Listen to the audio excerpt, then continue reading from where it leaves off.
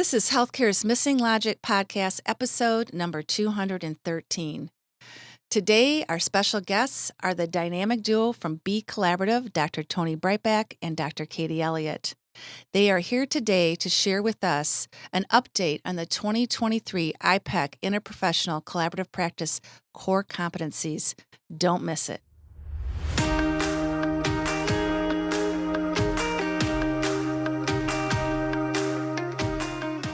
Welcome back to Healthcare's Missing Logic podcast.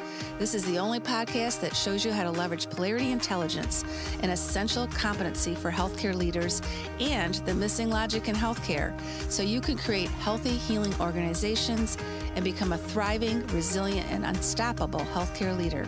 We are your hosts, Tracy Christofferson and Michelle Trosett. We've been best friends and colleagues for over 30 years. And during that time, we coached healthcare leaders across North America around how to create healthy, healing organizations. Today, we coach healthcare leaders and leadership teams to live thriving, resilient, and balanced lives, combat burnout, and create the best places to give and receive care. This podcast is for the unsung hero of healthcare, the healthcare leader. We want you to know we see you and we'll be here for you each week. In this podcast, we're going to challenge healthcare's industry norms, flip limiting beliefs, and share proven strategies so you can be your best self at work and at home, live and lead intentionally, and experience well-being and joy. We are glad you are here and look forward to sharing the journey with you. If you aren't totally convinced this podcast is for you, just listen to a few episodes and convince yourself. Welcome, everybody, to Healthcare's Missing Logic podcast. This is Tracy. And I'm Michelle. And we're the dynamic duo co-hosts of this podcast. Yes, we are. Dynamic and a duo. Dynamic and a duo. Woo! And today we had the pleasure of introducing another favorite dynamic duo. Yeah. You're going to get to know them. They've been on our podcast before, but individually. Yes. I don't think we had them collectively. No, did we? never had them together. Never had them together. Yep. And they are really experts in interprofessional education and collaborative practice. And it's just been wonderful to know them and to watch them, take on more and more in that world and to become really great leaders and to be recognized as leaders. And so they're wonderful. They're wonderful. Yeah, they are. I really appreciate when you meet colleagues that you just have that synergy with, similar passion, similar purpose, but you're connected to them over time, so they can, they were so excited to hear what we're doing now, and it was so exciting to learn from them what they're focused on now and their continued engagement of being leaders in interprofessional education and collaborative practice. So you just appreciate our journeys. Yeah, exactly. And we talk a little bit about that with them in the interview. And we're really focused on the interprofessional education collaborative core competencies for interprofessional collaborative practice. And so we wanted to give you just a little bit of context to this in case you're not familiar with them, so that you kind of have an understanding of the background of them and the context of the conversation that we're having, because we don't do a deep dive into them, but we do talk about some of the changes that have occurred. So the core competencies for interprofessional collaborative practice, they provide kind of a guiding framework. And there are 4 primary competencies, and then there are sub-competencies underneath the 4 core competencies. And it all fits under the domain of interprofessional collaborative practice. And these were sponsored by the Interprofessional Education Collaborative and developed initially by an expert panel that included representation from 6 different professional education organizations. So the Education Collaborative was smaller to start with. And then over the years, it's really grown and expanded. So now the IPEC core competencies, kind of are evolving. with an expanded group, a broader span of health professions being represented and different health professions organizations being represented. And currently, there is a 2023 update of the core competencies being proposed, as well as subcompetencies. And that is really the gist of what we talk about. That's right. That's right. So the first ones were released in 2011, then updated in 2016. And now, as Tracy said, there's a proposed 2023, and it's post-pandemic, so we talk about that as well. And there are 4 primary core competency updates that we discuss on this podcast today. 1 is values and ethics. 2 is roles and responsibilities. 3 is communication, and 4 is teams and teamwork. And we got the right people here, Tracy, to talk about this. I'll tell you, they were very informative. And our guests are Dr. Tony Breitbach and Dr. Katie Eliot. So I'm going to introduce Tony, and Tracy's going to introduce Katie, and then we are going to turn it over to the interview. Yeah, and they both were in the working work groups. Yes. Right? They participated in the work groups of the proposed updates. Yeah. Yep. So they were right there. So you're getting it hot off the press. That's right. So Tony is a professor and certified athletic trainer and vice dean in the Doisy College of Health Sciences at St. Louis University after serving as director of the athletic training program for 15 years. So congratulations, Tony, on that new promotion. And he received his bachelor's in 1985 and his master's from the University of Florida in 87 and his PhD from St. Louis University in 2007. And he's very engaged in major interprofessional groups. He is part of an Association of Schools of Advancing Health Professions, or ASAP, as a fellow, and chairs their Partnerships, Alliances, and Advocacy Committee, their Interprofessional Task Force, as well as representing them on the Interprofessional Education Collaborative Practice Core Competency Revision Work Group, which we're going to hear about today. He also serves on the Executive Committee for the American Interprofessional Health Collaborative, or AHIC, and helps lead communication working groups for interprofessionals, the Interprofessional Global Research Global, and the Collaborating Across Borders Conference. Lots of interprofessional leadership there. And in March 2021, he was named as the National Academies of Practice Distinguished Fellow and the inaugural chair of the Athletic Training Academy, and is now serving on the NAP Executive Committee. Yeah. Well, Dr. Katie Eliot is a registered dietitian, nutritionist, and associate professor of Nutritional Sciences at the University of Oklahoma Health Sciences Center. Dr. Eliot's primary focus of teaching and scholarship focuses on interprofessional education and collaborative practice. She's published and presented nationally on interprofessional education topics ranging from course development and student learning assessments to exploring interprofessional competencies in obesity care. Dr. Eliot's highly involved in leadership at the national level, serving as the Academy of Nutrition and Dietetics Alliance representative to the National Academy of Medicine's Global Forum on Health Professions Education and the Interprofessional Education Collaborative Competency Revision Work Group. She's tirelessly an advocate for promoting interprofessional learning outcomes in health profession students. And Katie serves as a faculty sponsor for Unity Clinic, a student-run interprofessional clinic on the OU campus, and the Leadership Education and Neurodevelopment and Related Disabilities Interdisciplinary Program. So, I mean, oh my gosh, right? They're doing it all. They've got lots of experience and lots of expertise, and we're just very happy they were here to talk with us about what's happening with the IPEC core competencies. So, without further ado, here's our interview with Tony and Katie. Well, welcome to Healthcare's Missing Logic podcast. We are so excited to have you both here. Now, you both have been on our show before separately, but now we get the dynamic duo together. Woohoo! Yeah, Katie and Tony. Woohoo! It's been too long. It has been. So before we dive into today's topic, I'm getting an update of the IPEC core competencies on interprofessional collaborative practice. we want to know what's new with you first. You are the B Collaborative Duo, and you have your very own interprofessional partnership, which Tracy and I think is so cool. And so, Tony, let's start with you. What's new with B Collaborative? It's funny that we started Be Collaborative when we were colleagues at St. Louis University, and we really taught together, wrote together, did some consulting together.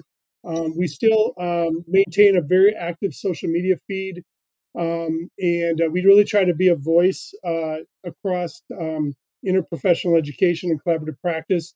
And we now we have to work together virtually, but we definitely do work on projects with ASAP. We did a writers workshop for UT Health San Antonio, and we very much enjoy and continue working with each other. What do you think, Katie? Absolutely. And, I think the fun thing for us is the ability to mentor each other. We're finding ourselves, like Tony was serving as an interim department chair for a while. And guess what? I just found out I'm going to be doing the same. And so Tony was the first person I messaged to say, okay, friend, talk me through this. So I think even though we look at it through different professional lenses, because we have the same guiding principles, it really makes for a nice partnership and collaboration. Yeah. Oh, that's fabulous. Isn't it awesome? Yes. Yeah. Love it. Pioneers. You guys are awesome. Awesome. Well, like the two of you, Michelle and I have been interprofessional forever. It's been a long journey. Started with a handshake, right? Yep. And we like to say we were doing interprofessional before it was cool. We were certainly doing it before anybody knew what the heck it was. We were still talking about multidisciplinary back then. So when true. we got our feet wet.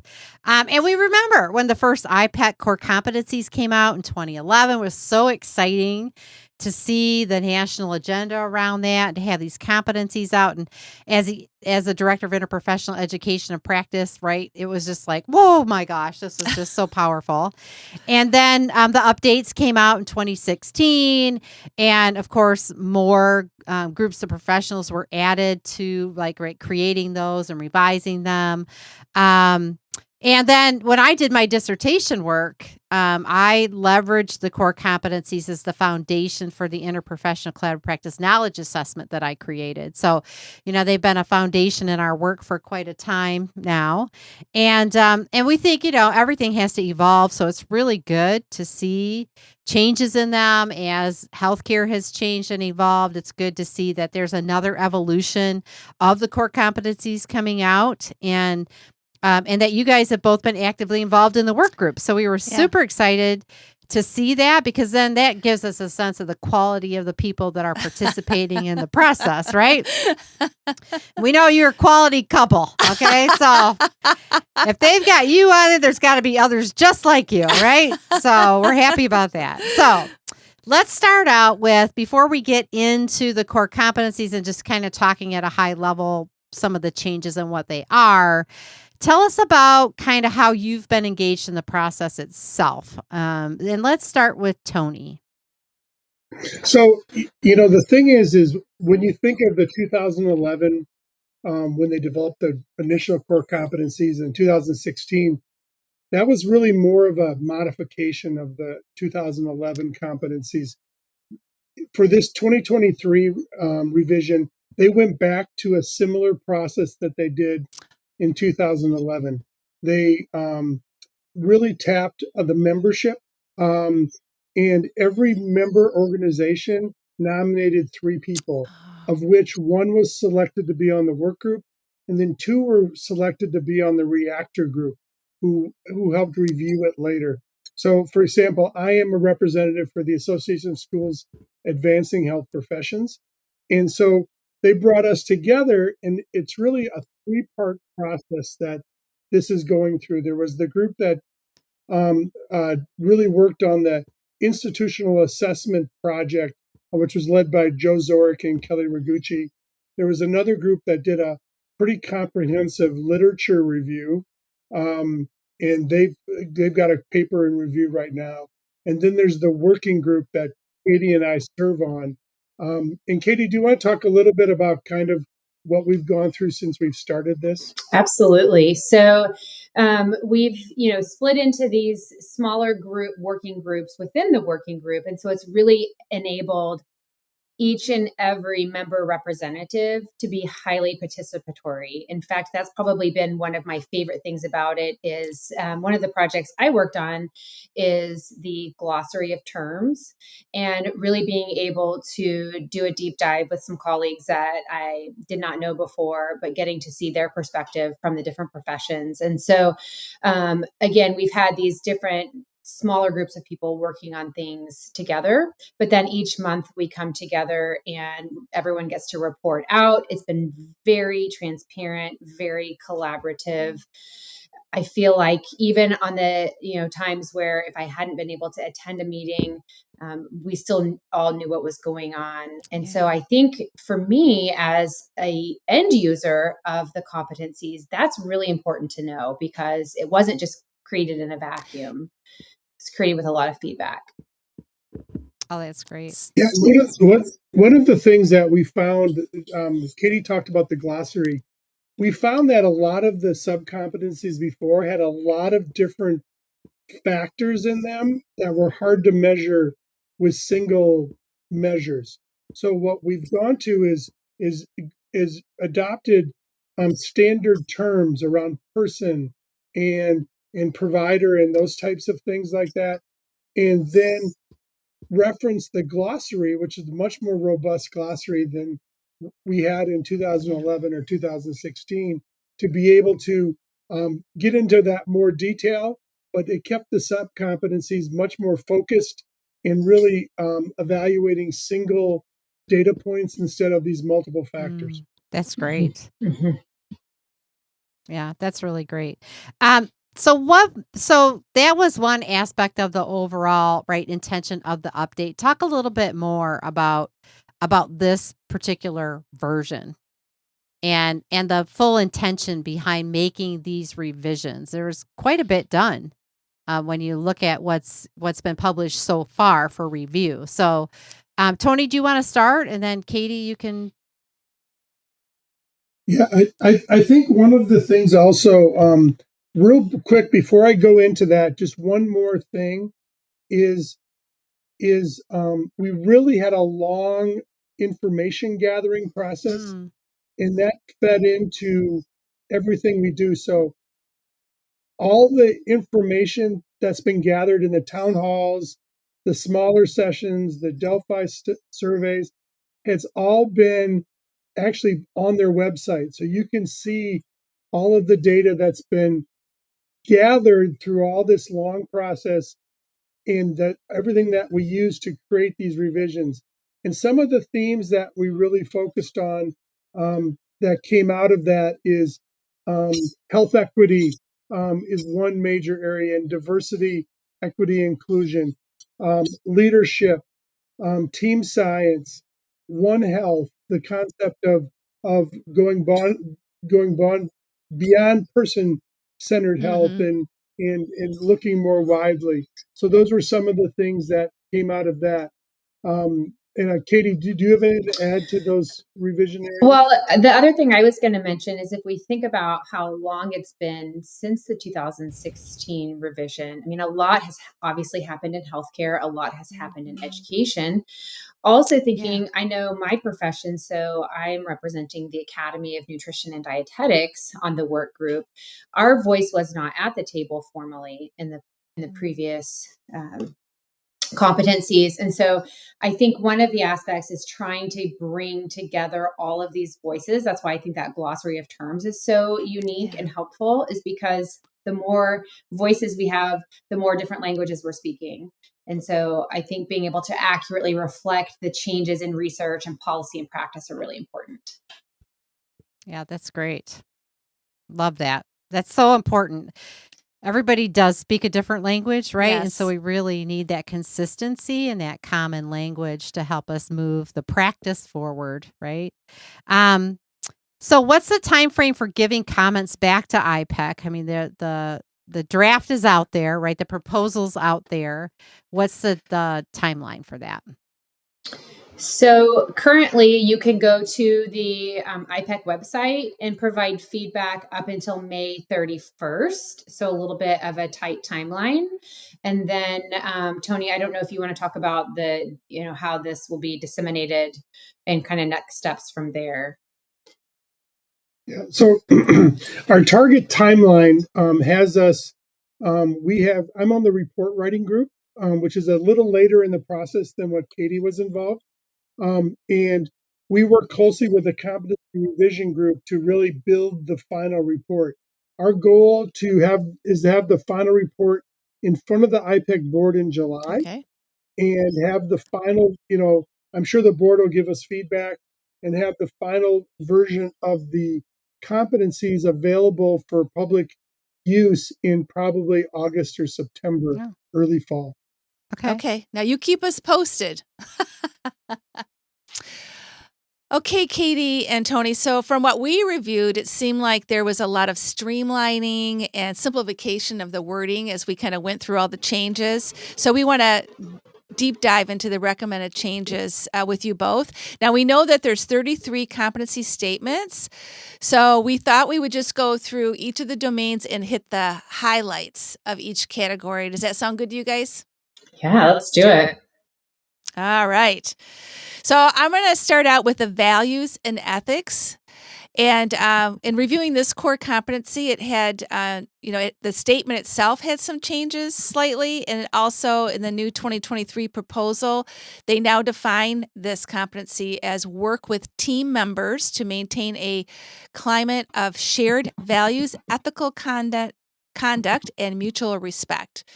So any comments on the overall core competency statements that you want to share? Yeah, I think that feeds into what we were trying to accomplish from an inclusion standpoint.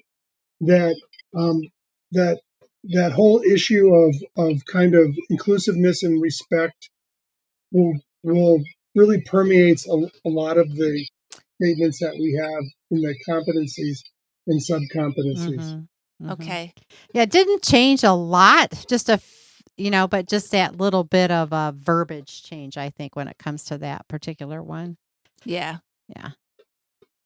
And I don't know if there's anything to share about the sub-competencies under values and ethics, any standouts from conversations you were part of that you want to share?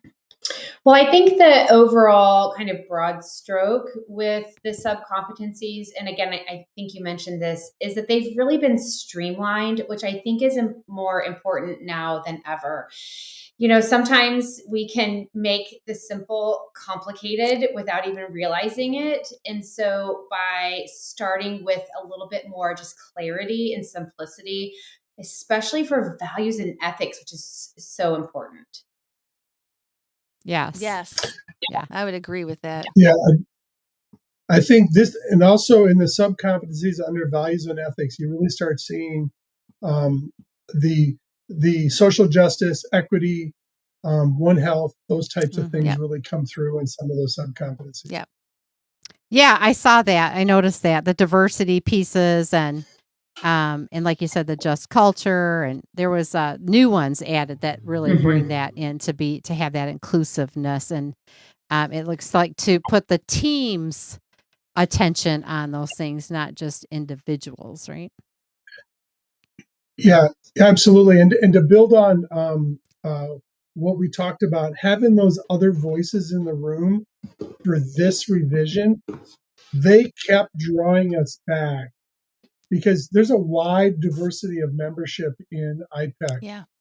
From veterinary science all the way to social work to medical librarians to a bunch of different types of things like that. So they really helped broaden the focus. So I would say some of those, I wasn't a part of the competency revision discussions because I wasn't on that work stream, but I know I was part of the glossary discussions, and we drilled deep on what sources we were going to use, what type of language we were going to use, what type of tone that wanted to be set, those types of things like that. Oh, wow. That's really important. That's great. That's great. Yeah. Well, and that's what you get when you have a diverse group working on it, right? Mm-hmm. Yeah, that's wonderful. Okay, let's talk a little bit about roles and responsibilities and that particular core competency. And so this one again, it seemed like it was just kind of streamlined a little bit. Not a lot of change to the overall competency itself. Any comments about that or thoughts about that particular competency? Well, first, can I just say that roles and responsibilities is one of my favorite competencies because I think that, especially with early learners, which is where I do a lot of my work, is it's so important for them to actually understand what it is that they do and what they bring to the team. And so, one of the things I really appreciate about the sub competencies here was the inclusion of the term cultural humility. I think it was implied in the previous set of competencies, but it's actually called out and named in this set of competencies in a way that, as you are learning and articulating your roles and responsibilities, it cannot be ignored. It has to be part of who you are and what you do as a healthcare professional. Mm-hmm. Mm-hmm.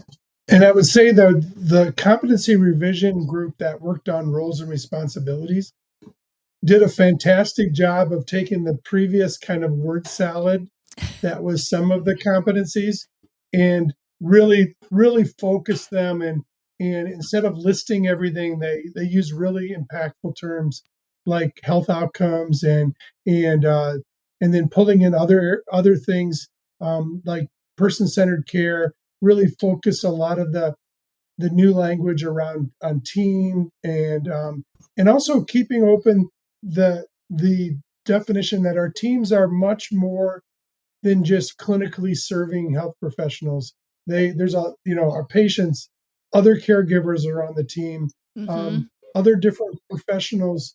For example, clergy, all those types of people, they can be on the care team also. Mm-hmm. Yes. Yeah, more Yes. inclusive. And I noticed in this one, and so the competency itself reads, use the knowledge of one's own role and team members' expertise to address health outcomes. That's the overall core competency. I noticed in this particular one, it looks like there were a number of sub-competencies removed, but I didn't see a lot added. So I think, again, just in the overall competency strategy, that streamlining, that, like you said, Tony, like kind of addressing the word salad and just getting more precise, more concise about what this particular one really stands for and what it supports. And that was really based on a lot of feedback we got in the town halls about some of these are impossible to assess because they have just too much going on. And I think, and really what we wanted to do with this when we were working on this in our discussions was really create sub competencies that are easier for programs and professions to craft assessment strategies around. Yes. I think that's really Well, important. that makes them easier to apply, right? Mm-hmm. So that's Right. really important. Mm-hmm. Yep. That's great. Well, another core interprofessional, collaborative competency is communication. We know that is really key in teamwork. And this one was streamlined significantly and the name changed. So that kind of popped out at us. It was interprofessional communication, and now it's just called communication. And the new kind of overall statement for this is communication is a responsive, responsible, respectful, and compassionate manner with team members. So, any updates on the communication competency?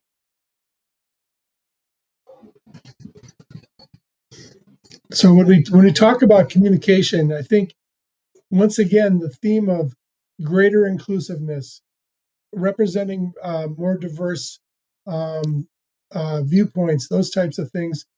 Realizing that different levels of health literacy, different levels of jargon that are between different professions, all of those things are we try to encompass in simpler, more focused competencies and sub-competencies. Mm-hmm. Yeah. Well, this one is so critical. Yes. Right? We can't collaborate without strong communication. Well, and And, something we just need to be continually working on.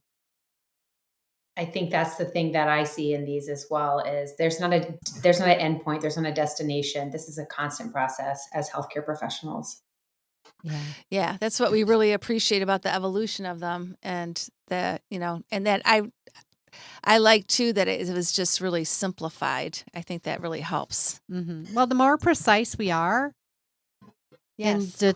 in defining, right, what is expected and what communication really means, I think that just enables everybody to be able to practice consistently and approach how Yeah. we are communicating with each other and make it effective, right? So I appreciate that. Yeah, and I think our pandemic experience has proved that what we used to take for granted from a communication standpoint, from understanding our colleagues, understanding our roles, understanding our values, really got challenged during the pandemic. So we really had a much greater focus, and that experience, I think, informed all of us as we worked on this. Oh yeah, that's important to know. And it makes sense. Yeah. Really makes sense. Yeah.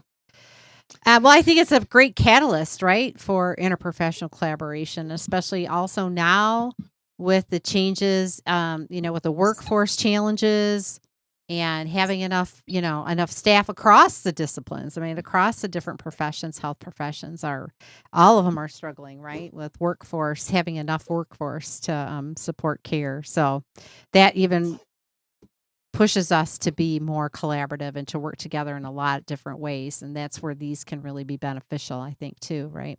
Applying them. It's like we've had them, but how are we applying them, right, on a day-to-day basis? So, in practice arenas and it's that ridiculous stress that got put on the system that really pushed things to a point where you had to adjust. You had to get out of your comfort zone. You had to change your paradigm. Otherwise, you wouldn't be able to address the needs of your students and your patients and all the persons in your care. Yeah. Yeah. Well, and sometimes that's what it takes. Yeah, it does. Because we won't get out of our comfort zone without it. And it's a nice to have, but not a necessary, right? When it becomes necessary and you make the shift, then you see the value in it. Then once you know that value, you can't go back. You can't unknow that. Right? You can't unexperience it. So now it's out there. Now we know what we're capable of. So let's just keep it moving, right? Let's keep it moving. And so the last one is the teams and teamwork. Now, this was, again, really streamlined a lot. This seemed like it had a lot of work done to it, the teams and teamwork one. And the core competency itself is apply values and principles of team science to adapt one's own role in a variety of team settings. Can either one of you comment on or expand on what was meant by team science? Just for our listeners. Yeah. I think there's a body of literature, and there's actually a theoretical framework behind team science. And I think the big step that teams and teamwork took was realizing that there is that theoretical framework that underpins team science. And so as a result, instead of identifying all these traits of teamwork and having all these subcompetencies, saying it's important that health professionals really understand the science of teamwork and can apply it in their context. And I think that's one of the things that's very, very important. And it sounds like it's almost a little bit why reinvent the wheel if there's something already there that we can build on to deepen it. Yeah, and go ahead. Oh, I'm sorry. No, go ahead, Tony. And I also think that if to not realize that something that significant is there is also not showing that you've done a deep enough dive into the literature. So I think that was one of the benefits of this iterative process, is that really brought out those types of things. And I know Katie was involved with the the information group work stream, and maybe you can comment on that, Katie. Yeah, absolutely. And, I think the term team science, I feel like we're hearing it more and more. I feel like this is something, at least in academia, that is being recognized as being more important in the way, in those contributions and whatnot. I also wanted to mention one of the things that I liked about the revised teams and teamwork subcompetencies is the mention of well-being and resilience. I know that's something that you all do a lot of incredible work in that area. So to have it also called out as an important factor really shows the direction that healthcare and healthcare leaders should and is going in. Yeah. Well, and that we have to support each other in that, right? Yes. As team members. And as leadership really emerged in this area too. Okay. So, and once again, that you both do great work in the area of leadership, and realizing that there's a science behind that, and that there are behaviors that are learned that need to be included in our education programs, not only to be good leaders, but also good followers and good companions. So those types of things are all very important. Yeah. Awesome. Well, that was really, really helpful. We're waiting, with anticipation. Before we kind of start winding down here, any other comments you want to make about the process or the competencies themselves, or anything that we left out? I learned so much through this process from my colleagues. People that you see, they write articles, and then you get to work with them on a regular basis. Was a pretty amazing thing. Also, the IPEC office, their structure of this process was so organized. They really, really, we knew exactly what to expect every time we met. They captured nearly everything and reported it out. There was nothing that was like, well, we don't like that comment enough, so we're not going to talk about it. Literally, we had access to all of the feedback from every stakeholder. And the way we had these 3 cycles of feedback, where we got our initial feedback, then we got kind of a first impression feedback, and then we got our what we're going through now, where we're getting the feedback on the competency. Yeah. It sounds like a really solid process. Yeah. The other thing I wanted to comment on is that they're also being very strategic about how the information is disseminated. We were all encouraged to submit to our national organizations to present at conferences, to really get the word out. And I think, at least in my profession, that's incredibly important as we're still building interprofessional education and collaboration into our profession, to really be able to get that word out in a strategic way. Yeah. And the support from the IPEC office, that they create the slide decks for us. So oh, wow. I presented at several conferences, and I contact the IPEC office, and they'll have a slide deck ready, and maybe one of their staff will present with me. It really works out well. Oh, that's really lovely. great. That's and wonderful. then so through those different conferences, then that's how it gets disseminated in the practice setting, right? To the practitioners, because I think that's the other thing. We have a lot of knowledge around it in academia, so it's making sure that this is filtering down to the practitioners in the field, as they that are also responsible for role modeling collaborative practice for students and others, right? One of the greater focus areas this time really is realizing that these are things that are really for the educational environment. We do utilize practitioners as educators through clinical education, those types of things like that. I believe most of the dissemination to the practice side will actually occur after the release of the competencies, and there will be many different types of media that will be used.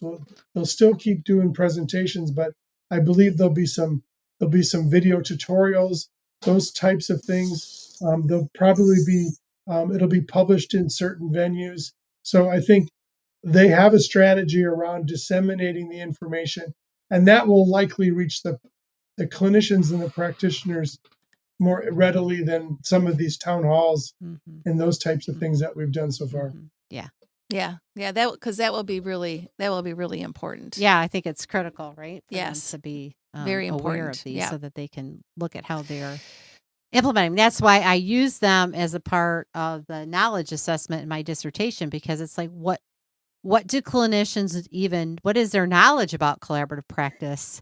We expect them to practice it, but what do they really know about it, right? To be able to do that. And I think that's where these can be really, really informative and helpful going forward. So great work. Thanks for representing and participating in this. You guys are just, role models for that, for being involved and advancing interprofessional collaborative practice and education. And so we just really appreciate you doing this and helping to educate our listeners more about this, because I'm not, we don't know what they know and what they don't know. So I thought it was a great opportunity. And now we're ready for the missing questions. This is Michelle's favorite part. She would just like to go straight to the missing questions sometimes, I think, but we have to do the other part. That's not true. I'm just teasing. So we, hear about all this great work you've done professionally, but now we want our listeners to know you a little bit more personally. So these aren't really tough. They're pretty easy. And you guys are that, be collaborative dynamic duo. So I know you've got it covered, right? So I'm going to ask a couple questions. Michelle, do the wrap-up question. So the first one is, what do you admire most about Tony, Katie, and Tony? What do you admire most about Katie? Oh, I love this question so much. You may have to cut me off, but one of the things that first comes to mind when I think about what do I admire about Tony, it is his willingness to bring other people up and along with him. He is not selfish. He is very generous in his collaboration. And so the more the merrier, and he will lift them up and give them credit. I also love that he is not afraid to do things. We jokingly use the analogy often that he's the lab and labradoodle, I guess, and I am the one with the leash. And so he is always like looking for new things and excited about it. And if I were left to my own devices, I would just still be like, I don't know about that. But together we make a great team. Yeah, that's awesome. Yeah, and I really value my relationship with Katie. She does. If she wasn't holding the leash, I'd be knocking over the Christmas tree and going through the presents and all those kind of things like that. But the other thing is that there's a thorough nature and a adherence to process, which teaming up with Katie is really, really helpful for me, because she will bring us back to that rigor of process that every team needs. They need that. But we need to check this and this and this and this, or we need to double check our citations and our sources.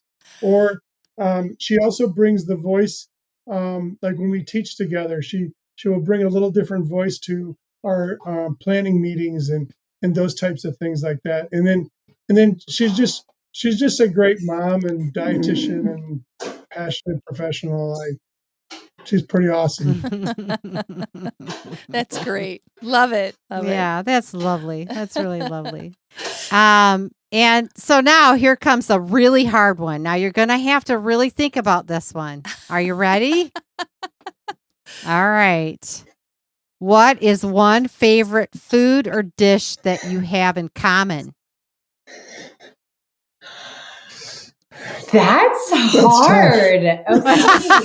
All right. So the thing. All right, think about all those meals you've shared. I'm sure you've eaten off of each other's plate. Tony knows which meal will always be forever imprinted in my brain. It was in Baltimore in 2014. And I ordered a fried shrimp platter, and it came and it was like, it was a platter. I mean, it went from like both sides of the table, and it was fried shrimp and French fries. And the look on his face when it landed on the table was like, "You gonna eat that?" And I'm pretty sure I ate the whole thing. I don't know. Yeah, and it's funny when Katie and I started working together, we were speaking at a convention in Indianapolis, Indiana, athletic trainers meeting, and we started. Most of our early work was really on cocktail napkins and placemats, and we were drawing things out and all that stuff. And she would be having the kale salad, and I'd be having a hamburger with French fries or something like that. And so then when we were in Baltimore together, I looked at her and I'm like, really? That's interesting. I think we both have a tremendous affinity for coffee. I do think we like coffee a lot. But I do think that anything in moderation from a food wise is good. That's one thing Katie's taught me as a dietitian is the key is balance, is not to get on fad diets, not to follow the latest trend, is have balance in your diet. You can have cheat days, you can eat fried shrimp as long as you don't eat it every day, Yeah. and I think that's one of the things where I've learned a lot of lessons from Katie when it comes to eating. I don't adhere to them all, but you know them. You know them, and you remember them. It's warming my heart. I have a little tear. I have taught you something. Okay. Oh, I love it. Oh my gosh, that's so great. Amazing. You're a great dynamic duo. That is for sure. That is for sure. So we always like to ask our last question around a polarity, because that is our jam, and bringing that both and mindset to healthcare leaders, and helping people understand that polarities are interdependent pair of values that appear to be opposite, but they actually need each other to achieve a greater purpose. And so we're going to share a polarity with you. And we all have a preference poll, and actually we got a sneak peek at one. So I am going to share a polarity, but I want you to think about what your preference poll is in this polarity, okay? So here it is: process and progress.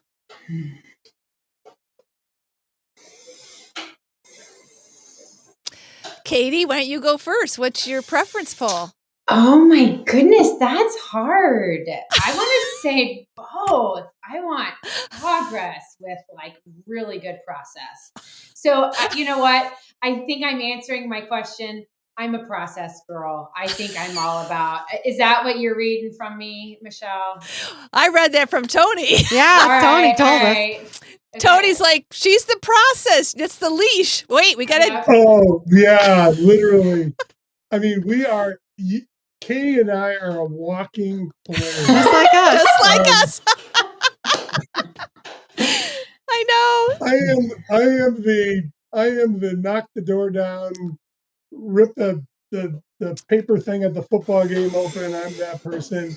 And she's the one that's like, well, you didn't do that right. We got to go back and do it again. That's so us. I'm a Tony and she's a Katie. All right. That's right. We got to stick together, Katie. Right, that's right. They need us. Hold that leash. And it's me and Tony. Yeah, no, and it's funny. We both have golden doodles now, so we both that's cute. Understand the need to hold the leash, because those dogs don't listen. Yeah. Squirrel. Yeah, for sure. Oh, well, and it just points out to the value of having opposite strengths and that interdependencies when you got it covered, because if Tracy and I were both all about process, we wouldn't make progress. And if we were all about progress and we didn't have the process, we wouldn't be as successful as we are. And so you really appreciate the differences, and that's what makes really it. Leverage them. Yep. Leverage them, right? Leverage them. Yeah. Oh, this is a great interview. Always great to be with you two, separate and together. We're glad that we were able to update our listeners on what's happening with the revisions to the IPEC core competencies. Tell our listeners how they can stay, if they want to go check out the progress, or they want to see if they're finally done, where do they go to? And we'll put that in our show notes as well. I would say just follow the main link to the IPEC website. They have a tab at the top where you can go right to the competencies revision, and they have a very comprehensive website where they have all of the different feedback from the town halls, all the different documents that have been shared publicly. So, and it shows kind of our timeline that we've been on. So, I would say that'd be the best place to go. Okay. All right. And then how do they connect with you from a Be Collaborative perspective? They can follow our Twitter feed, and that is Be Collaborative. It's just Be Collaborative. And then, or they can follow me at RD4 IPE. Okay. No, and actually to correct you, our Twitter feed is B_4_ IPE. I knew it was. Be Collaborative is our blog. I know. I'm sorry. You're Can right. you see? That's why we need each other. Edit that. B_4_ IPE. Yeah. Okay. That's your Twitter feed. We'll put that in the show notes too, just in case they want to follow you. Right? Yeah. So that's great. Well, wow. Another wonderful experience with the two of you. Thanks for everything you're doing out there to promote interprofessional collaborative practice and education, and for being such great role models of interprofessional, practice and just great partners. And thanks for being our partners. Yeah, it's always fun to be with you. And for our listeners, thanks for listening again and for being here with the four of us, the two dynamic duos. And we'll see you next time. Stay safe, stay healthy, and we'll see you next time.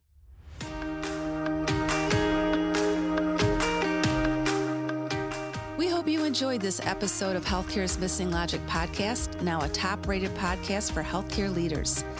Please share this podcast with other healthcare leaders and anyone else you think would benefit. We are certain that if you found value in it, they will too. If you haven't already done so, please hit that subscribe button so you don't miss any episodes.